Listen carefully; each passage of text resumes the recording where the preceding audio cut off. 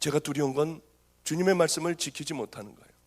지금까지 거의 1년 반여, 1년 몇 개월, 1년 4개월 동안 쉰 것은 한 주 중에 한 3일 쉬었어요. 한 3일밖에는 쉬지 못했어요. 그리고 저는 다녀요. 돈 위해서 다니냐고요? 대부분 돈 거의 받지 않고 다녀요. 사례비요? 제가 필요한 만큼, 없으면 받고 있으면 저는 안 받아요. 제가 받는 사례비는 대부분 놔두고 다녀요. 필요할 때는 제가 받아요. 명예요? 그런 것도 없어요. 우리 감리교회 목회자들 700여 명이 모인 곳에서도 저는 마음껏 할 만큼 했어요. 장로님들, 감리교회를 움직이고 있다는 감리교회들 전체 장로님들 1000몇백 명이 모인 그 집회에서요. 얼마 전이에요. 예배를 드리는데 장로님이 전화를 숙여서 받고 있더라고요. 도저히 너무나도 화가 났어요. 왜 다들 저렇게 살까? 밖에 나가보니 장사치들이 이 안마기를 파느라고 거기 15대인가 안마기를 놔두고 팔았어요. 성경을 팔고 뭐 별 잡상인들이 다 왔었어요. 장로들이 예배는 안 들어오고 거기서 덜덜덜덜거리고 안마들을 받고 앉아 있더라고요. 제가 소리를 질렀어요. 목사님들은 그런 얘기를 못해요. 장로님들에게 얘기하면 큰 불이익을 당하거든요. 우리 감리교회는 장로님들의 힘이나 목사님들의 힘이나 아니 오히려 장로님들의 힘이 커져가고 있어요. 소리 질렀어요. 저 장로가 전화 받고 있는 거 봐라. 저런 사람들을 장로로 뽑아서 이제 우리 감리교회는 망하게 됐다. 감독 선거할 때 돈을 서로 주고받고 10억을 써야 당선이 되고 장로들은 돈을 달라고 쫓아다니고, 이 감리교회는, 기독교는 세상에서도 그런 짓을 하면 교도소를 보내고 당선된 녀석들은 교도소로 다 보내는데 돈을 주고받으면 다 그렇게 되는데 어찌 우리는 이런 모습이냐. 이 썩은 더러운 것을 한강물을 꺾어다가 여기다가 처박지 않으면 우리는 다 망할 수밖에 없는 자들이라고 했어요. 지금은 마치 중세시대 같아요. 헌금을 강조하고 큰 교회를 짓고요. 그러면 성공한 목회자들이 돼요. 교인들은 떠받들어줘요. 100평이 넘는 집에서 살고 두 부부가 살며 뭐 40억, 60억짜리 집에서 살고요. 얼마나 참 기가 막힌지요. 부끄러워서 혼났어요. 이제 오히려 그렇게 되면 모든 걸 다 내려놓고 병들고 가난한 자들을 붙들고 울고요. 자기들의 재산을 가난한 자들에게 다 나눠주고요. 그리고 하나님이 기뻐하실 그 일들을 하며 마지막 삶들을 정리를 해야 될 텐데 큰 교회를 한번 해보니 이게 알맞이 나거든요. 자기 자식을 여기에다가 집어넣어 놓고요. 그 다음에 너는 풍성한 삶을 누려라. 너무나도 좋은 회장 같은 자리에 아까워서 놓칠 못하여 자기 자녀들을 그 다음 대대로 물려줘요. 저는 정말 하나밖에 없는 내 생명 같은 아들이 있어요. 그 아들을 위하여 하나님께서 이 아들을 분명히 종이라고 하셨으니 야 이거 목사가 되는 그 순간에 노숙자에게 내려가게 해주세요. 절대 교회하지 않게 해주세요. 가난한 자들에게 내려가서 평생을 그렇게 살다가 하나님 부르시는 그날에 기쁘게 하늘나라에 갈 수 있게 해주세요. 아니 저는 자식 사랑 안 하는 줄 아세요? 저는 바보인 줄 아시나요? 그 아이가 편안하게 사는 것을 제가 왜 원하지 않겠어요? 그 아이가 이 버클리에 와서 공부하러 왔을 때 주님이 아세요. 그 소식을 듣고 제가 전화기를 떨어뜨릴 뻔했어요. 하나님, 얘는 신학대학을 가야 될 애가 아니 버클리가 웬일이에요? 하나님 앞에 그때서부터 제가 땡깡을 부리기 시작을 했어요. 하나님 이러시면 안 돼요. 저도 쓸데없는 공부를 하고 의사가 돼요. 이제 다 끝날 무렵에 저는 하나님 나라 돌아와 지금 다 잊어버렸잖아요. 저는 다 면허증도 다 찢어버리고 모든 관계되는 서류 다 찢어버리고 이 길을 왔어요. 하나도 쓸데없는 공부를 했어요. 하나님, 이 아이 왜 거기 보내셨어요? 신학을 하게 해주세요. 막 울면서 기도했어요. 하나님 그 아이를 병으로 때리세요. 놀랍게도 우리 하나님은 얼마나 멋진 분인지요. 병으로 때리셨어요. 얼마나 기분이 좋았는지요. 세상에라니요. 여러분이 세상이에요. 여러분이 세상이에요. 왜냐하면 세상적인 가치관을 살아가기 때문에 여러분이 세상이에요. 저는 할렐루야예요. 얼마나 할렐루야였는지요. 그 병이 무슨 병인 줄 아세요? 하나님은 머리도 좋아요. 하나님 때려도 살짝 때려주세요. 향수병에 걸렸더라고요. 정말이에요, 여러분. 그래서 이게 기숙사에서 밤낮 찔찔거리고 우는 거예요. 집에 가고 싶어서요. 우리 아버님이 저보고 밤낮 그랬거든요. 저놈은 저거 어떻게 된 게 지엠이 치마폭에서만 놀고, 아이고 저기 어떻게 뭐가 사람이 될까. 우리 아들이 저를 딱 닮아서 얼마나 할렐루야인지요. 하여튼 옆으로 말씀이 옆으로 갔습니다마는 철저하게 하나님 앞에 정말 하나님의 가치관으로 회개하는 거예요. 잘못됐으면 하나님 앞에 회개하고, 이제 회개함으로 말미암아 여러분 천국 자녀가 됩니다. 다 준비하면서 천국만큼은 준비하지 못하는 미련한 여러분들, 이것도 설교 하나로 듣고 아무렇지도 않게 돌아가 여러분들에게 어쩌면 하나님께서 주신 이 귀한 기회를 다 잃어버리는 비참한 껍데기만 하나님의 자녀인, 그러나 하나님의 심판대 앞에 가서는 여러분들이 영원한 생명을 준비하지 못한 그 사실에 악을 쓰고 울어도 이미 시간은 지나버리고 하나님의 모든 심판은 끝나버린다고 하는 사실을 깨달으시고 이번 집회 기간 동안에 철저하게 회개하는 여러분들이 되시기를 바랍니다. 두 번째는요, 회개를 했으면 회개로 끝나버리면 안 돼요. 성령님의 음성 들으려면 그렇게 힘든 거 아니에요. 다 들을 수 있어요. 여기 그것만 지키기만 하면 다 들을 수 있습니다. 두 번째는 성령님하고 친해지는 겁니다. 이 목사님을 처음 배웠을 때 처음 뵈니까 참 어디 집회 가면 제일 힘든 게 저는 숙기가 없어요. 말을 뭐 그렇게 막 이렇게 아이고 할렐루야 반갑습니다, 아이고 어떻게 지내십니까, 이런 걸 잘 못해요. 어느 교회 가면은 저 같은 목사님이 계세요. 그러면 밥 먹을 때도 아무 말도 안 하는 거예요. 저도 그걸 못 하거든요. 근데 저보다 더한 목사님이 계시면은 끝날 때까지 뭐 밥 먹고 씻고 그다음에 멀뚱멀뚱 서로들 이상해 가지고요. 그러고 있다가 그냥 집회 시간에 보자고 하고 그냥 헤어져요. 그런데 두 번째 만나면은 이게 같이 얘기를 많이 하니까, 이 오자민 목사님이신가요? 예? 벤자민 목사님이요? 아니시군요. 죄송합니다. 죄송해요. 벤자민 목사님이요. 예? 그 오자가 들어갔었던 것 같은데. 예? 벤자민 오 목사님이요. 죄송해요. 맨 처음에 목사님을 만나 뵀을 때는 좀 이렇게 친해지기가 좀 그랬어요. 좀 껄끄러웠어요. 그런데 앉아서 같이 얘기를 하면서 친해졌습니다. 오늘도 또 같이 만나 뵙고 점심을 같이 했어요. 이런 얘기 저런 얘기 둘이서 참 많은 얘기를 했어요. 이 얘기 저 얘기 했어요. 그게 이제 목사님이 아까 그러셨다고 했잖아요. 여보 나는 목사도 아니야. 목사를 관둬야 될까 봐. 근데 사모님이요, 그런 관둬. 그랬다고 하셨잖아요. 저는 그 얘기 들을 때 얼른 생각난 게, 야 정말 나는 결혼 안 하길 참 다행이다. 한 20년 저는 혼자 살고 있거든요. 정말 끝까지 혼자 살아야겠다고 하는 결단을 했어요. 괜히 농담입니다. 목사님하고 이렇게 이제 이렇게 친하게 이렇게 저렇게 얘기를 하다가 보니까 친해지는 거예요. 저도 제 얘기를 자꾸 하고 목사님도 목사님 얘기를 하시고요. 친해지더라고요. 그래서 여러분 성령님하고 친해져야 합니다. 그냥 친해지지도 않고 갑자기 이렇게 만나가지고 성령님에게 어느 날 뜬금없이 힘들 때 아이고 좀 어떻게 해주세요, 좀 나도 저 목사님 들은 거 듣게 해주세요. 그러면 헛것을 듣게 돼요.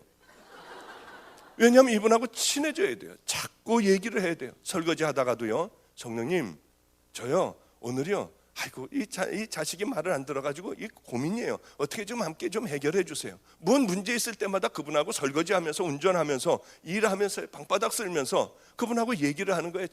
자꾸 얘기를 하는 거예요. 친해지지 않으면은 그분도 어색해 하시거든요. 자꾸 얘기를 하는 거예요.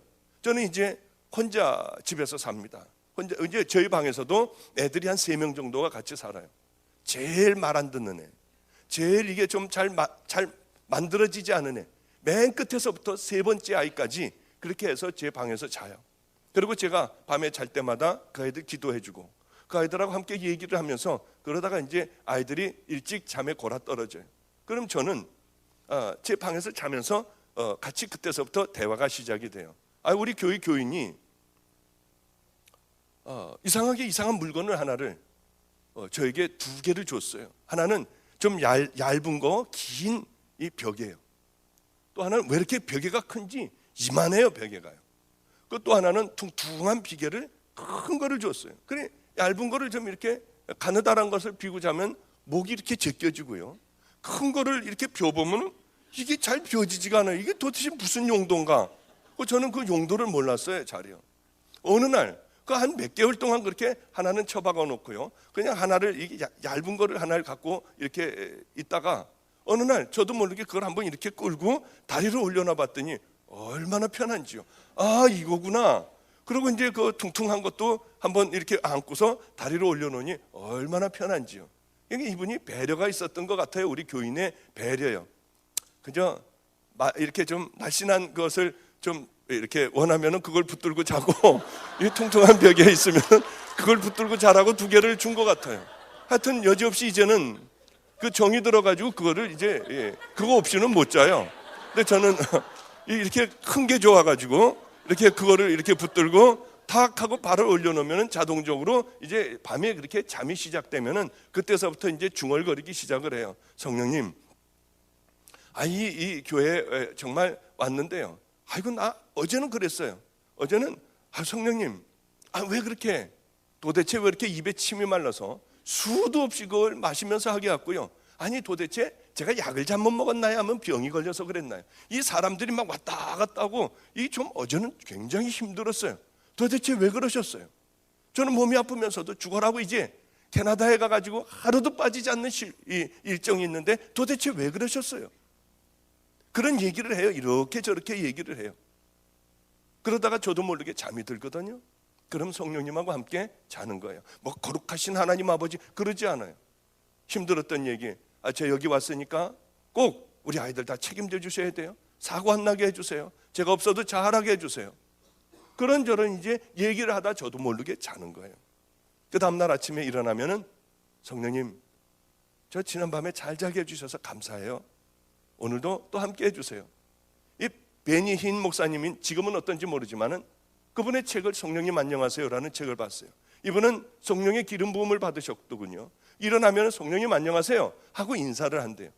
저는 다른 건 몰라도 이분은 성령님과 교통하는 분이다. 금방 알았어요. 왜냐하면 인사를 하고 그분하고 함께 대화를 하는 거예요. 이 사람은 틀림없다는 생각을 했어요. 제가 만난 그 하나님과 성령님도 저는 대화를 해요. 이렇게 늘 대화를 해요. 좋은 거 있으면 좋은 자리에 앉으세요. 조금 나쁜 자리에 앉고 먼저 이것을 마시려고 하다가도 좋은 거면은요, 성령님 먼저 드세요. 그리고 제가 먹을게요. 그리고 기도는 저는 하나님 이거 감사합니다. 그것도 아니에요. 성령님 먼저 드세요. 그 다음에 제가 들을게요. 드셨어요? 그럼 제가 들게요. 아멘 하고 제가 마셔요. 그분하고 친하게 지내는 겁니다. 그분에게 모든 좋은 걸 다 드리는 거예요. 그분이 기뻐하실 그 일들만 하는 거예요. 내 앞에 지나가는 찬스가 있으면 성령님 좋아하시겠다. 얼른 잡아서 도와도 주세요. 옷도 벗어주세요. 할 것 없으면 힘으로 해주세요. 여러분 마음에 감동되는 대로 그렇게 성령님이 기뻐하시겠다고 하면 그거 하세요. 그러면은 놀라운 일들이 일어나기 시작을 해요. 저는 우리 아버님에게 1월 1일 날이나 구정에 아버님 올해도 건강하시고 새해 복 많이 받으세요 하고 세배를 합니다. 그리고 난 다음에 집에 돌아와서 휘장이니 뭐니 애들 다 못 들어오게 문을 다 잠궈버리고요. 성령님, 저는 우리 성령님 우리 아버지보다 100배, 1000배, 1000배 좋아하는 거 아시죠? 우리 아버지에게 세배 한 번 했으니까 성령님 20번 해드릴게요. 성령님 새해 복 많이 받으세요. 정말 20번을 해요. 사람들은 바보 같다고 생각할 거예요. 어느 서커스단에 어린아이가 그날은 휘장이 뭐가 이 기둥이 잘못돼서 하루를 쉬게 됐다고 그래요.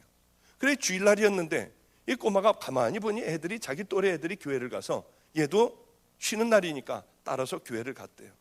교회를 갔는데 예수님이 바로 우리를 위하여 십자가에 달려 돌아가셨다고 하는 그 얘기를 듣고 이 아이는 얼마나 마음이 아팠는지 모르는데요. 남들은 다 돈을 내는데 지는 돈 낼 것도 없어서 아무것도 못 드리고 온 거예요. 밤에 잠이 오지 않는 거예요. 날 위해서 돌아가셨는데 나는 돈도 못 드리고. 그래서 이 아이가 자기가 늘 하던 서커스 그 기계를 공도 가져가고 우산도 가져가고 그래서 밤에 몰래 강대상에 올라왔어요. 저는 돈도 없고 드릴 것도 없어요. 그러니까 이것밖에는 없으니까 그리고 그 앞에서 제주를 넘고요. 공도 굴리고요. 그리고 하나님을 열심히 기쁘게 해드리고 땀을 뻘뻘 흘리면서 그것을 했어요. 성령님이 뭐라고 하셨을까요? 하나님이 뭐라고 하셨을까요? 이 나쁜 녀석아, 여기가 어딘데 여기 와서 뛰고 그래. 그러지 않으셨어요. 기뻐하시는 거예요. 어린아이 같은 신앙과 믿음을 하나님은 참 기뻐하세요. 여러분, 그래서 저는 그런 마음으로 해요. 너무 좋은 일이 일어날 때가 있어요. 애들이 공부를 잘할 때든지요, 애들이 정말 귀한 일을 하고 돌아왔을 때는 잠을 못 자겠는 거예요. 그러면 잠자다가도 성령님 제가 노래 하나 해드릴게요 하고 노래도 해드려요. 찬양도 해드려요. 이 친하게 지내는 거예요. 그분하고 모든 삶을 같이 하는 거예요. 그러면은요, 이분이 어느 날 말을 걸어오세요. 어느 날 내게 깜짝 놀랄 만한 말을 걸어오세요. 그리고 하나님의 말씀대로 작은 것서부터요, 어마어마한 큰 일을 원하지 않으세요. 하나님이 원하는 작은 것이요. 내가 생각하기에 우리 주님이 나를 보면서 뭘 제일 슬퍼하실까? 그걸 버리는 거예요. 그거하고 싸우는 거예요. 그러다 보면 어느 날이요, 그렇게 그냥 바보같이 사세요. 어느 날 깜짝 놀랄 정도로 하나님의 음성이 들려와요. 얼마나 신이 나는 줄 아세요? 그러면 들려오는데 어떤 사람은 이게 내 생각인가, 사탄이 주는 생각인가, 무언가 이걸 헷갈려요. 사탄은 여러분들에게 기도하라고 그러지 않으세요. 너 그렇게 살라고 하지 않으세요. 버리라고 하지 않으세요. 그걸 왜 구별을 못해요? 너무나 쉬워요. 어떤 사람들은요, 목사님 제가 지금 수퍼가 하나가 나왔는데 수퍼를 해야 되나요? 아니면 이 미장원이 나왔는데 내가 이 미용 기술이 있는데 이걸 해야 되나요? 이걸 물어보는 사람들이 참 많아요. 기도원을 하고 있으니까. 이렇게 바보 같은 질문이 어디가 있어요?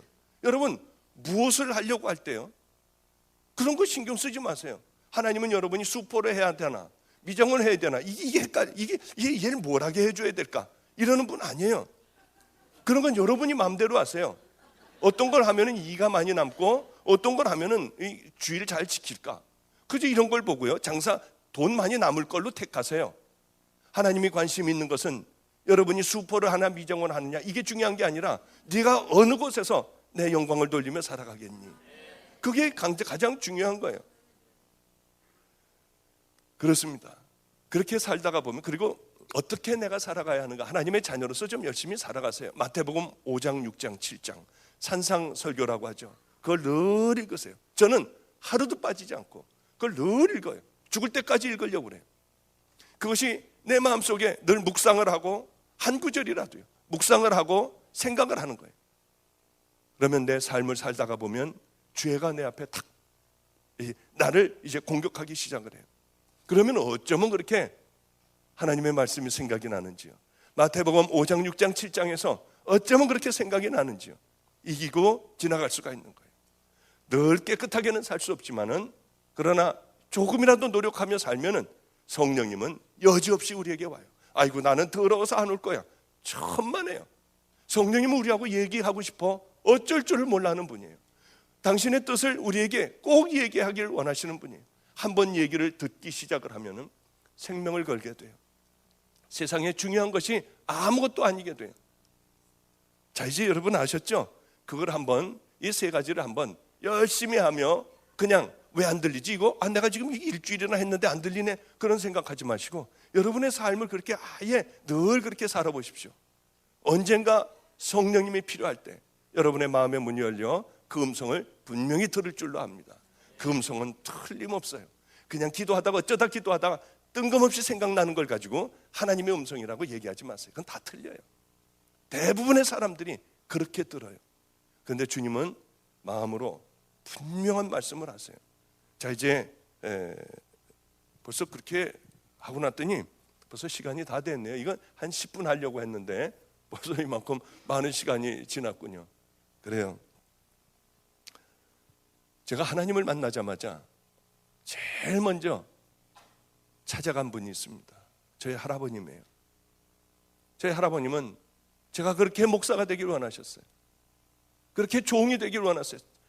그런데 저는 딴 길로 가고 담배 피고 술 먹고 그러고 돌아다니는 것이 할아버님에겐 가장 가슴이 아프셨어요. 가끔 가다가 둘이 앉아서 얘기를 하다 보면 너 그렇게 하면 안 되는데, 너 종의 길을 가야 하는데, 우리 집에 대를 이어야 하는데, 그럴 때마다 얼마나 신경질이 났는지요. 하나님을 만나고 할아버지 방 문을 두들겼어요. 우리 할아버님은 90세가 거의 다 되셔서 원고를 정리하고 계셨습니다. 저에게 반말도 안 하세요. 아이고 우리 장손 오셨나. 제가 할아버님은 너무 기가 막히게 하나님을 만나고 와서 할아버지 제가 하나님을 만났어요. 뭐야? 하면서 놓더니 저를 보고 어쩔 줄을 몰라 하셨어요. 제가 종의 길을 갈 거예요. 이제 이 가정에 목사의 대를 이을 거예요. 할아버님 하나님 감사합니다. 하나님 감사합니다. 할아버지가 우셨어요. 나이가 90이 다 돼가시면 눈물들이 없어져요. 소리만 그냥 하시죠. 그런데 할아버지는 눈물을 흘리셨어요. 일로 오라고 하셨어요. 제가 할아버지 앞에 무릎을 꿇자 할아버지는 저를 끌어안아 주셨는데 저는 할아버지가 크신 분인 줄 알았어요. 어쩌면 그렇게 어린아이같이 왜소한지요. 제게 제 살에 닿는 것은 다 뼈들 뿐이었어요. 배짝 마르셨어요. 얼마나 좋아하면서 우시면서 기도를 하시는지요. 하나님, 이 아이의 우리 집안에 내가 죽기 전에 우리 장손의 소원을 들어주셔서 감사해요. 우리 장손이 목사가 되게 해주시니 감사해요. 어떻게 이런 일을 내게 살아있는 동안 보게 하셨니? 그러면서 기도하시는데 이 아이는 꼭 성자의 길을 가게 해주세요. 그 기도를 하셨어요. 그리고는 저만 보기만 하면은 야, 이 목사 한 수 언제 봤나? 왜냐하면 우리 감리교회는 제가 제일 존경하는 분하고 함께 가서 감독님들 전체 감독님 있는 데서 무릎을 꿇으면은 우리 할아버님이 제일 존경하는 사람이 제 머리에 손을 얹고요. 그 다음에 전부 다들 손을 얹어 목사 안수식을 합니다. 할아버님은 그게 하고 싶으셨어요. 어려서부터 저를 위하여 기도하셨으니까요. 언제 목사 안수 받지? 할아버지 신학대학원 아직 가지도 않았어요. 일주일 후에 가면은 언제 목사 안수 받지? 할아버지 일주일 전에 물어보셨잖아요. 이제 얼마 있으면 목사 안수 받지? 할아버지 3년 남았어요. 할아버지 이제 1년 남았어요. 할아버님은 이 개고기를 잘 안 잡수셨어요. 내가 박전도사 안수하러 가려고 게장국도 내가 먹어요. 내가 하루에 30분씩 방배동 카페 골목을 다니며 전도했는데 이제는 내가 다리에 힘을 얻으려고 1시간씩이나 걸어서 전도를 해요. 우리 주님이 내가 박전도사 안수 받는데 가게 해주실 거야. 그러고 그렇게 뒷짐을 지고 왔다 갔다 하시면서 그런 얘기하실 때 참 눈물이 났어요. 어느 경우는 할아버지 이 달력을 보니 빨간 줄로 XXX표를 치셨어요. 봤더니 제가 안수 받을 날을 꼽고 계셨어요. 얼마나 남았니? 6개월 남았어요 할아버지. 얼마나 남았니? 3개월 남았어요 할아버지. 그때 저희 할아버님 연세는 95세였어요. 평생을 목회를 하신 분이고 이 성자의 삶을 사신 분이에요. 무소유로 사신 분이에요. 그런데 담도가 막히게 되셨습니다. 그래서 내시경으로 담도 수술을 하셨어요. 그러고 나서는 체력이 확 떨어지셨습니다. 제가 안수받기 6일 전이었어요.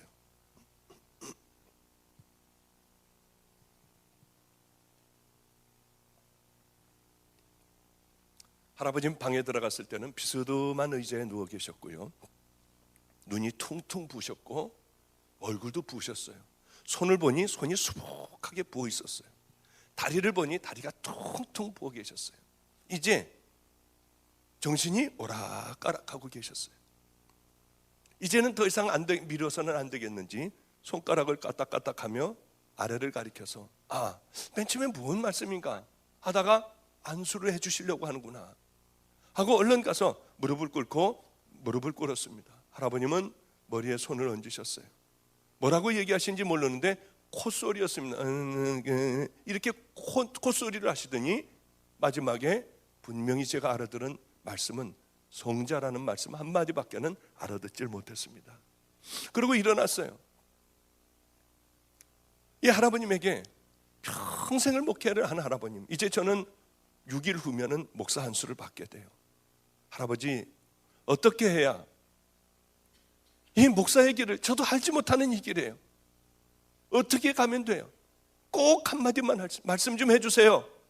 아무도 없었어요. 할아버님은 갑자기 막 움직이셨어요. 이렇게 일어나려고 하는데 일어나지지도 않고요, 막 뻐둥거리셨어요. 그 얼른 이 스펀지 그 벽에를 갖다가 할아버님 뒤에다 이렇게 좀 해드렸습니다. 해드리자 놀라운 말씀을 하셨어요. 다 알아들을 수 있도록 말씀을 하셨어요. 그 후에 8시간 후에 돌아가셨어요. 놀라운 말씀이셨어요. 다 알고 있는 말씀이었어요. 성경에 있는 말씀이에요. 사랑할 수 없는 것을 사랑해라. 용서할 수 없는 것을 용서해라. 제일 천한 낮은 곳에서 섬겨라. 변명하고 살지 말아라. 그 네 말씀이셨어요. 돌아가시기 전에 이 꼭 해주고 싶은 그 말씀을 어쩌면 그렇게 또박또박 말씀을 하시는지요. 그리고는 나를 들어 침대에 뉘어달라고 했어요. 아이고, 얼마나 가벼운지요. 뼈와 가죽만 남아 있으셨어요. 이렇게 뉘어드렸더니 나를 벽을 보게 밀어달래요. 이제 세상을 안 보겠대요. 그래 벽 쪽으로 밀어드리고 조용히 계셔서 저는 안성으로 고난의 현장으로 다시 왔습니다. 얼마 안 있다가 전화가 왔어요. 다시 또 가봤더니 소천을 하셨더라고요. 제가 재작년에 플러싱, 뉴욕의 플러싱 제일교회인가요? 감리교회 그곳에 집회를 가게 됐습니다. 거기에 제 사촌 동생 녀석이 여기서 신학대학에서 박사학위를 받고 거기 부목사로 있었습니다. 얼마나 감격스러운지요. 그런데 어떤 한 타임에 새벽기도 시간이었나? 낮이었나요? 우리 우영이가 사회를 보고 제가 거기 강사로 간 거예요. 얼마나 기가 막혔는지. 이 아이가 저를 얘기해서 저는 거기 간 거 아니에요. 거기서 가서 설교를 하는데 눈물이 얼마나 나는지요. 할아버지가 그렇게 보고 싶더라고요. 우리 이 할아버지가 우리 이 둘을 보면서 얼마나 기뻐하실까. 이 모습을 봤어야 하는데 정말 꼭 보여드리고 싶더라고요. 거지같이 살고 담배 냄새 풍기고 술 냄새 풍기며 할아버지 앞에 가서 있으면은요, 숨을 안 쉬고 있으면은요, 할아버지는 벌써 냄새를 맡고 괴로워하셨어요. 그러던 세상에 살던 제가 할아버지의 평생의 기도의 소원대로 종이 되어 그곳에서 사촌 동생과 함께 제일 할아버지가 또 사랑하셨던 그 아이와 함께 집회를 하는 이 모습을 보여드렸으면 얼마나 좋을까 하는 생각이 얼마나 많이 들었는지. 왜 이렇게 할아버지 말씀대로 살려고 하는데 안 되든지요. 정말 그렇게 안 되더라고요. 좀 똑바로 해보려고 하는데 그렇게 안 되더라고요. 안성에서 그러고 이제 할아버님이 돌아가셔서 안성에 이렇게 다시 내려와서 살게 됐습니다. 그 말씀을 꼭 마음에 심고 평생을 내가 담고 살아가야겠다. 근데 어느 여자아이가 있었습니다. 초등학교 6학년짜리 아이였어요. 우리 집에는 그때만 하더라도 이 여자 중에서 제일 밑바닥에 내려갈 수 있는 제일 밑바닥 인생의 여자가 아기를 하나 낳았어요.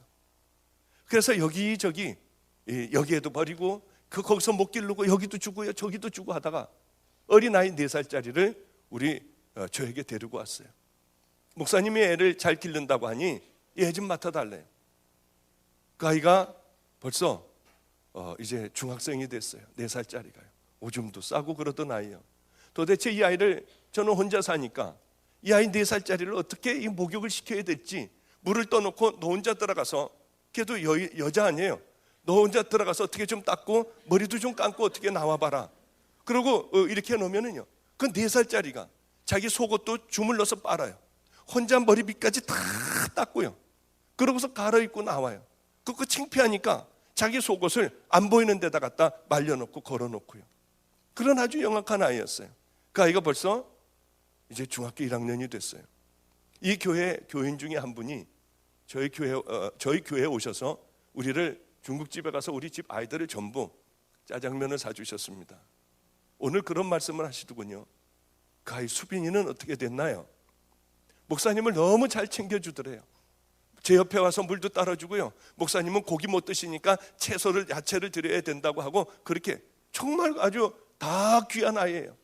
그런데 그 중에 4살짜리하고 살고 있었고, 또 보니까 초등학교 6학년짜리 하나가 그렇게 우울하게 살고 있는 우울한 아이가 있었습니다. 너 일로 와봐라. 한번 그렇게 교회로 데려왔어요. 남의 집 아이를. 그래, 너는 왜 그렇게 표정이 어둡니? 고민이 있으면 나한테 얘기하면 내가 네 고민을 풀어줄게. 이 아이 입에서는 충격적인 얘기가 나왔습니다. 어떤 얘기였냐면, 이 아이 엄마는, 아버지도 그렇고 엄마도 그렇고 다 알코올 중독자예요. 그래, 아버지가 간암으로 돌아가시자마자 이 아이를 데리고 자기 아버지 친구하고 들어가서 사는 거예요, 이제. 그런데 이 아버지에게는 아들이 하나가 있었습니다. 큰 녀석이 하나가 있었어요. 이 아버지가 한번 이 아이를 6학년짜리, 5학년짜리를 강간을 하는 거예요. 그 다음에 아들이 한번 하고요. 돌아가면서 이렇게 하는 거예요. 이 엄마는 자기 딸이 그런데도 얘가 엄마한테 얘기하면은요, 이 네가 잘못했다고 하고 이 애만 때리고요. 이 미친 사람들이었어요. 보니까 얼마나 화가 나든지.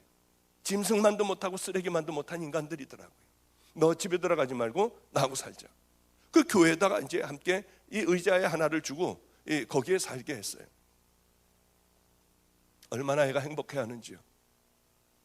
어느 날 살고 있는데 늘 밤만 되면은 이 부모가 와서 다 때려부셔요.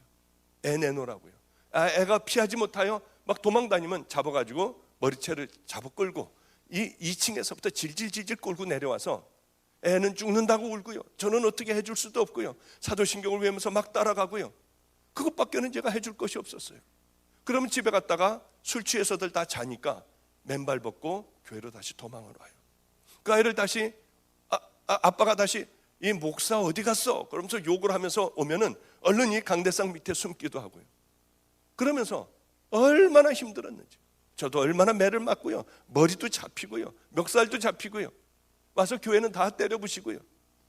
그래 이제 그 사람들이 올 때 되면 문을 다 잠궈버려요. 밑에를요. 셔터까지 다 내려버려요. 그러면은 돌을 던지고 동네방네 소리를 지르는 거예요. 내 딸 내놓으라고요. 내 딸 목사가 데리고 잔다고 내놓으라고 소리 지르는 거예요. 그러면 위에서 이제 2층에서들 그럼 경찰에 신고해버려. 저 목사 경찰에 신고해버려. 난리 법석들을 펴요. 동네에서요. 그러는 날들을 이렇게 보냈습니다. 결국은 부모가 포기를 했어요. 이 아이하고 같이 살게 됐어요. 얼마나 좋았는지요. 이 아이는 공부도 열심히 하고요. 잘 지냈어요. 그런데 이상하게요. 이제 벌써 그런 지가 오랬는데 어느 날서부터는 제가 밤이 껌껌해지면은요 막 불안하기 시작을 한 거예요. 차를 타고 가다가도 이 날씨가 이 밤이 이렇게 좀 해가 넘어갈 때쯤 되면은요 막 불안해가지고 어쩔 줄을 몰라서 차를 세워놓고 저도 모르게 어쩔 줄을 몰라 하는 거예요. 왜 그런지를 모르겠었어요. 이상하더라고요. 왜 이런 병이, 내가 정신병이 걸렸나. 알고 봤더니 주님, 성령님, 저는 도대체 왜 이렇게 불안해요? 밤만 되면 왜 이렇게 불안해가지고 해만 지나치면은 어쩔 줄을 몰라 하는데 이게 왜 그래요? 성령님께서 어느 날 가르쳐 주셨어요. 내 종아 이제 편한 마음을 먹어라. 너는 해가 질 적에 그 아이의 부모가 찾아와 너를 힘들게 했잖니. 그것은 하늘의 상급으로 쌓였을 것이다. 쌓였다. 해가 질 때 그 부모들이 와서 그렇게 땡깡을 부리고 그래서 내가 이렇게 해만 지면 불안했구나. 주님 이제 다 잊어버릴게요. 주님의 위로가 있는 그날 저녁서부터 그게 없어졌어요. 얼마나 감사한지요. 그래 이 아이하고는 편안하게 살았습니다. 6학년짜리가 중학교 1학년이 됐고 2학년이 됐고 3학년이 됐어요. 제가 아이를 키보드도 가르쳐주고요. 아이는 아주 행복하게 잘 자라나고 공부를 잘했어요. 중학교 3학년 2학기가 지난 어느 날이었습니다. 이 아이가 사라져버린 거예요. 아무리 찾아도 그럴 리가 없는데 이 아이가 없어져 버렸어요. 어느 날 학교에서 불호령이 내렸습니다. 저를 들어오라고 하는 거예요. 한 열흘 정도 지났을 때였습니다. 가봤더니 교장실에 교장, 교감, 무슨 양호 선생님, 담임 선생님 잔뜩들이 있었어요. 저를 벌레 본 듯 했어요. 왜 그런지 저는 몰랐습니다. 그랬더니 가서 있었더니 애가 애를 이렇게 키웠네요. 저는 할 말이 없었어요. 그 아이가 병들었대요. 그래, 애가 성병 걸린 거 아니에요. 애가 유방이 다 터지려고 하는 것 아니에요. 그 다 지 책임 아니에요. 그래서 죄송합니다. 죄송합니다. 그랬더니 그 아이를 데려오래요. 데려왔는데 이 아이는 머리는 부스스하고요. 머리를 푹 숙이고 울고 있었어요. 너 아프니? 우리 병원 가자고. 그리고 죄송하다고 인사하고 그 아이를 데리고 나오는 제 뒤에다 몹쓸 소리를 했어요. 뒤로 돌아서서 뭐라고 할까 하다가 꾹 참고 그 아이를 데리고 왔어요. 너 아프면 병원 가야지. 그동안 어디 가 있었니? 그리고 이제 병원을 데려갔어요. 다 치료가 됐어요. 아마 한 일주일 치료를 받았나요? 여기도 다 짤 거 째고 성병도 전부 다 치료를 받았어요. 저는 왜 그런지 이미 소식을 들어 알고 있었습니다. 이 아이가 학교에서 나오다가 그 오빠가 군대를 갔는데 군대에 갔다가 휴가 나온 오빠하고 만났어요. 그런데 이상하게 오빠 품이 그리워지더라는 거예요. 그렇게 죽이고 싶었는데 그날은 왠지 모르게 그렇게 그 마음이 들었대요. 그래 오빠하고 휴가 나온 오빠하고 열흘간을 아이가 같이 지냈어요. 그러면서 성병이 걸렸고 이렇게 유방이 막 곪고 그랬던 모양이에요 아마. 그냥 우리 집에는 다시 들어올 수는 없고 무섭고 막 냄새는 나고 어쩔 줄 몰라 하다가 양호 선생님을 찾아갔습니다. 그러니까 상담을 했어요. 양호 선생님이 보니 이 지경이거든요. 너 누가 그랬어? 이거 누가 이렇게 했어? 목사님이 그랬다고 그랬어요. 그래, 학교에서는 다들 제가 그런 줄 알고 있었어요. 이제 치료가 다 끝나는 날 이 아이 손을 붙들고 기도를 했어요. 하나님 감사하다. 그지? 너를 깨끗하게 치료해 주신 하나님 은혜 정말 감사하다. 우리 기도하자. 그리고 손을 붙잡고 제가 기도했어요. 하나님, 이 아이가 이제 옛날에 하나님을 사랑했던 그 마음으로 돌려주세요. 하나님, 꼭 이제는 다 깨끗하게 치료해서 병균이 죽은 것 같이 하나님 이제는 우리 주님 안에서 옛날에 사랑하던 그 주님의 아이로 다시 태어나게 해주세요. 그러고 기도를 했는데 애가 막 울어요. 왜 저보고 가만히 있었니? 괜찮아. 너는 이제 조금 있으면 중학교 졸업하냐? 그리고 고등학교는 딴 데로 가잖아. 그러니까 네가 애들하고 돌아다니며 이 애들하고 노느라고 이렇게 됐다고 하면 너 창피해서 학교 못 다니잖아. 그러니까 내가 너를 데리고 있는 목사가 강제로 너를 어떻게 했다고 해서 네가 그 병에 걸렸다고 하면 너 창피하지 않잖아. 염려하지 말고 저 몇 개월 안 남았으니까 그냥 그렇게 다녀라. 얘가 막 우는 거예요. 그런데 학교로 뛰어갔어요. 얘가. 뛰어가가지고 이 얘기를 다 한 거예요. 오빠가 사실 이렇게 했고요. 우리 목사님은 아무 죄도 없는데 목사님하고 병원 가서 다 치료하고 났는데 그냥 목사님이 한 걸로 해라. 그래야지 네가 창피하지 않느냐. 이걸 양호 선생님에게 얘기를 했어요. 양호 선생님이 선생님들에게 다 얘기하고 교장 선생님에게 얘기했어요. 저를 경찰서에 저기 해서 저를 잡아간다고 했어요. 그런데 이분들이 또요, 죽일 놈 살릴 놈 하다가 세상에 이런 사람이 어디 있느냐고 자기네들끼리 또 막 별 얘기들을 다 하는 거예요. 죽였다가 살렸다 저는 입 다물고 가만히 있었어요. 이 교회에서 나올 때 되면은 2층에서 문이 열리고 저놈이야 저놈, 저 목사야 저 목사. 얼마나 창피한지요. 걔네 부모가 와가지고 소리 질렀기 때문에. 우리 교회는 안성초등학교 후문 쪽에 있었습니다. 골목이에요. 거기에는 문방구가 하나가 있어요. 그 문방구 아저씨가 나무 의자에 이렇게 앉아있다가 제가 지나가면 쏙 들어가요. 자기 부인을 불러와요. 저 자식이래요, 저 자식이. 그게 다 들리는 거예요. 들어가서 볼펜 한 자루라도 사면서 내가 그런 거 아니에요. 내가 그런 게 아니라 쟤네 아버지가 그랬어요. 얘기해주고 싶었어요. 그럼 주님이 아시면 되지 뭐. 주님만 아시면 되지 뭐. 저 사람들은 그래 봐야 소용없지. 우리 주님은 아시죠? 주님은 제가 안 그런 거 아시죠? 그리고 거기를 창피해서 지나가. 이 밤이 일찍은 못 들어가겠는 거예요. 문방구가 문이 닫아야 그 앞으로 지나갈 수가 있거든요. 문방구가 닫을 때까지 밖에서 있다가 창피하니까요. 그러고서 몰래 들어가기도 했어요. 학교에 그 소문이 선생님들 사이에 퍼졌고, 이 선생님들이 다른 선생님을 만날 때 제 얘기를 했어요.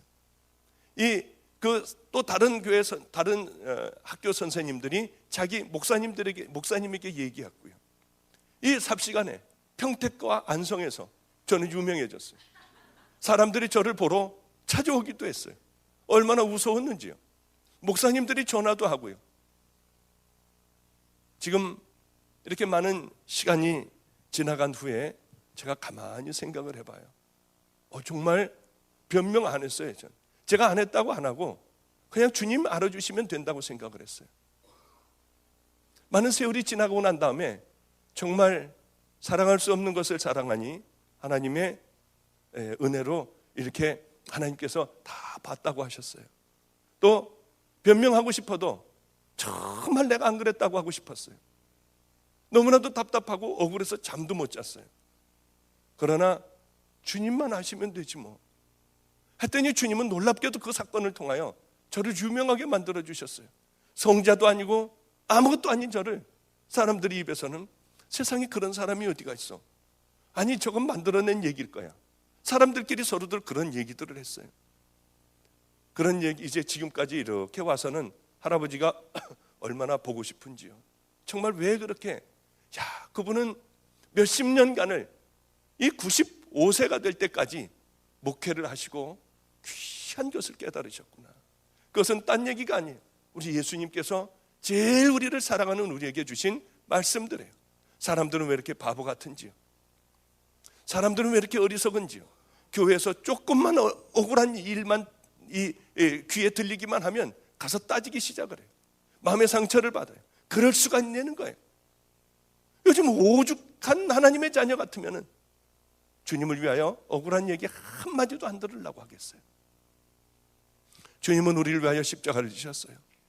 그럼에도 불구하고 우리는 이 영광만 얻으려고 했지 십자가 지는 일은 아무도 하려고 하지 않아요. 결단코 우리에게는 영광이라는 것은 있을 수가 없어요. 십자가가 있기에 부활의 영광도 우리에게 있는 것 아니겠습니까? 여러분 이제는 생각을 바꾸세요. 가치관을 바꾸세요. 주님을 위하여 나는 고난을 받겠다. 주님을 위하여 교회에서도 억울한 일 당해도 나는 입 다물고 있겠다. 그동안 내가 잘못한 거 있으면요, 여러분 오늘 이 시간을 통하여 회개하세요. 그럼 여러분은 오늘을 통하여 바로 이 시간을 통하여 하나님의 자녀가 되는 거예요. 이번 주일에 제가 이제 오면서 우리 교회에 강사를 제가 없는 동안에 누구를 청빙을 할까? 주님, 꼭 제가 없는 동안에 제가 못 주는 것을 우리 교인들에게 마음껏 줄 수 있는 그 강사를 반드시 그 사람을 보내주세요. 그리고 기도하며 저는 가슴 두근거리면서 기다렸어요. 과연 이 사람이 누굴까? 하나님의 사람, 이 사람이 누굴까? 제가 기도를 오래 했거든요. 꼭 그 사람이 하나님. 그 사람 아니면 안 돼요. 제가 존경할 수 있고 그분의 삶을 따라 살 수 있는 그분을 보내주세요. 제가 그렇게 기도를 했어요. 우리 주님은 그렇게 하신다고 하셨어요. 누굴까? 어느 분일까? 그리고 여러 사람들에게 부탁을 했어요. 저는 바빠서 제 일을 보느라고 우리 아이들에게 부탁을 해놨습니다. 누구를 모셔야 될까? 기도하며 한번 선정을 해보자. 몇 명이 쭉 올라왔어요. 가능한 분이요. 주일날 설교 쓱 보다 보는데 제 눈에 확 들어오는 이름이 하나가 있었습니다. 이삭 목사님. 그분에게 얼른 전화를 걸라고 했어요. 이분은 1년 내내 시간이 없는 분이지만 유일하게 이번 이 돌아오는 주일이요, 그 주일날 시간이 있다고 하셨어요. 그분의 얘기를 제가 잠깐 하겠습니다. 여러분들 잘 아실 거예요. 미국 시민권을 가지고 있는 그 목사님이시니까요. 목사님 아시네요, 그죠? 이삭 선교사님이요. 그분을 제가 한번 만나게 됐어요. 뵙게 됐어요. 이분이 얘기해 주는데 충격이었습니다. 이분은 북한에서 이북 사람이에요. 다 건너왔는데 이 교회에 오셨었습니까? 그렇군요.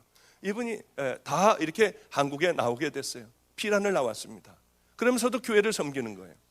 돈이 아무것도 없는 너무나도 가난한 가정이었기 때문에 목사님이 굶고 있는 걸 보고 이 적십자병원인가 어디 가서 자기 피를 팔아서 목사님의 쌀을 사다 드리는 거예요. 계속. 그리고는 교회 건축을 위하여 이 눈 하나를 팔려고 병원에 갔더니 눈을 안 받겠다고 하더래요. 그래서 눈을 살 수 있는 사람들을 찾기 시작을 했어요. 이 아들에게 이삭이라고 하는 아들에게 어머니가 유언을 하셨습니다. 넌 북한 땅에 꼭 복음을 전해야 된다. 그러기 위해서는 너는 미국을 가야 한다. 미국의 시민이 되어 그곳에 전도를 해라. 그래서 그분은 이제 우여곡절 끝에 미국에 오게 됐고 미국 시민권자가 되어 북한을 갈 수 있는 유일한 길은 중국이라고 생각하고 중국으로 갔죠. 온갖 고난을 고초를 다 당했습니다.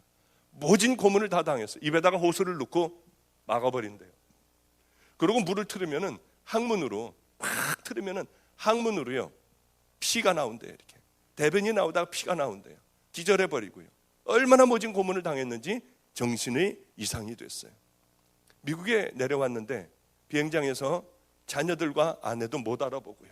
횡설수설하고 그리고 오랜 동안 여기서 치료를 받고 또다시 북한을 들어가 결국은 그곳에 이렇게 북한 선교를 하게 됐습니다. 어느 날 김일성 도로를 이렇게 닦았다고 그래요. 김일성 도로를 닦고 있는 중에 한 곳이 푹 들어갔답니다. 봤더니 그 안에 사람들이 들어가 있었대요. 그래서 얼른 이제 그 경찰들을 불렀답니다. 경찰들을 불러 거기서 나오는 사람들을 조사해 보니 굴 속에서 예배를 드리고 있었대요. 그 예배를 여러분 북한에요. 제가 그쪽에 좀 관여를 했었어요. 지하교회가 없을 것 같죠. 지금도 정말 처절해서 견딜 수 없어요. 생명을 걸고요 들어가는 사람들이 있어요. 제가 그것은 여기서 자세히 못해요. 얘기 못해요. 정말 들어갑니다. 복음을 들고 그쪽으로 들어가요. 나왔던 애들이 복음을 받아 들고 생명을 걸고 그 복음을 외우고요 그러고서 그곳으로 들어가요. 들어가서 정말이요 만든데도요. 그런데 다들 이렇게 구멍에서 다들 나오게 됐답니다. 보니까 예수쟁이들이었어요. 예배를 드리고 있었어요. 바로 직결처형이랍니다. 어디 뭐 수용소 보내고 그것도 아니래요. 그래서 이제 바로 마을 사람들 다 불러 모으고 밧줄을 이렇게 메고 의자를 갖다 놨대요.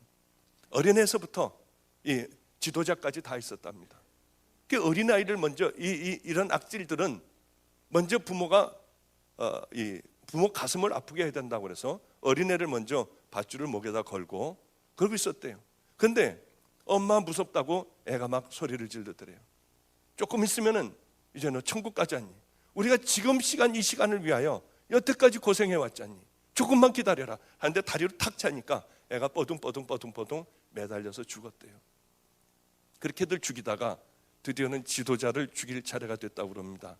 그래서 이제 말뚝을 양쪽에다 받고 이거는 그렇게 악질은 그렇게 죽여서는 안 된다고 하고 그 이제 부르도자 크레인, 그 부르도자 있지 않습니까? 그걸로 다리서부터 천천히 올라가라. 천천히 깔아 죽여야 된다. 그래가지고 천천히 부르도자로 깔기 시작을 했대요. 근데 다리 쪽으로 이렇게 다리를 지나가니까 이 지도자가 아글아글 쓰더래요. 얼마나 아프겠습니까? 뭐 기도나 제대로 나오겠어요 거기. 악을 쓰고 오는데, 무릎까지 오는데요, 아글아글 쓰더래요. 천천히 일부러들 웃으면서 천천히 그 부르도자를 밀고 왔답니다. 그런데 놀랍게도 무릎까지 오자마자 저기가 찬양을 하더라는 거예요. 아까 여러분들 그 찬양을 들으면서 우리 교회에 이번 주에 오시는 이삭 선교사님 말씀이구나. 그리고 얼마나 찬양을 하면서 제가 은혜를 뜨겁게 받았는지 몰라요. 아까 찬양을 하는데 이런 찬양을 하더군요. 북한의 지도자가 그 성경 가리키는 지도자가 바로 그 찬양을 했어요. 내 구주 예수를 더욱 사랑, 이 엎드려 비는 말 들으소서. 내 진정 소원이 내 구주 예수를 더욱 사랑, 더욱 사랑. 그 찬양을 하더라는 거예요. 그러면서 깔고 머리까지 다 지나갔대요. 하나님께서 이 부르도자가 밀고 들어오니 하나님께서 고통을 인쳐주셨구나. 이분에게 마지막 하나님 사랑한다고 하는 고백을 하고 우리 주님 앞에 가게 했구나. 얼마나 은혜스러웠는지요. 그분이 이번 주에 우리 교회에 오셔가지고 말씀을 전해주세요. 그분 얘기를 듣고 있으면 도대체, 아까 목사님이 그 말씀을 하셨지만 나도 목사 관둬야 될 것 같아. 그 생각이요, 아까 그렇게 저도 났어요. 귀한 하나님의 사람들이 참 많습니다. 여러분, 이제 우리 511장, 제가 찬양을 목이 아파서 잘 못하거든요. 아까 했던 분들 좀 나오셔가지고, 다 나오셔서요. 여기 계신가요 다? 좀 나오셔서 우리 찬양 뜨겁게 하고 오늘 한번 통성기도로 한번 해보죠. 이 찬양 끝나고 한번 우리 죽도록 한번 기도해보죠. 정말 우리들의 가치관과 우리들의 삶을 좀 변화시켜달라고요. 정말 우리들 회개할 수 있게 해달라고요. 511장 우리 찬양하고 뜨겁게 기도하는 시간 갖겠습니다. 여러분, 정말로 몸이 아픈 분들이 있으면은 여기 나와서 쓰시면은 제가 몸이 좀 조금 나아졌으니 제가 기도를 해드리겠습니다. 몸 아픈 분들은 철저하게 회개하고 하나님 앞에 여러분들이 나오시면 그분은 여러분들의 믿음을 통하여 오늘 놀라운 기적의 역사를 베풀어 주실 겁니다. 우리 뜨겁게 511장 부르고 기도하겠습니다.